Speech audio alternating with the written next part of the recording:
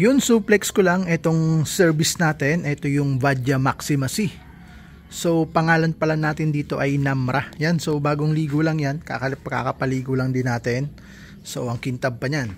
Yun, so flex ko lang. Then, isi-share ko lang pala sa inyo kung paano nga ba yung paggamit nito. Ito yung handbrake natin dito. So, gusto ko lang i-share sa inyo kung paano yung paggamit nito. So, ang dami kasing nalilito kung ano nga ba yung standard or ano nga ba yung tamang paggamit ng ating handbrake. Yan ha. Kung papansin nyo, kapag ganyan, siya nakababa yung handbrake nito. So, kadalasan kasi, yung kapag hindi pa natin alam, yung pag-handbrake, yung ginagawa natin, hinohold natin to. Tapos hatak pataas.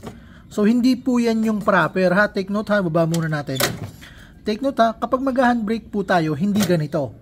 Kasi yung iba, ginaganito. Hinohold muna yan, then, inaakit pataas. Hindi po yan yung proper na paggamit. Ha? Yung tamang paggamit po ng handbrake, iaakit mo lang siya, hindi mo siya didiinan. Hatak mo lang yan pataas. Ganun lang yung tamang pag-handbrake. Ulitin ko po ha. Hahatakin mo lang siya pataas. Yan, ganun lang po yung tamang pag-handbrake. Yung pagbaba naman, saka mo lang ito pipindutin kapag ibababa mo na yung brake. Ganyan yung tamang pagbaba ng brake. Yung tamang pag-handbrake, ulitin ko, iaakit mo lang yan pataas ha.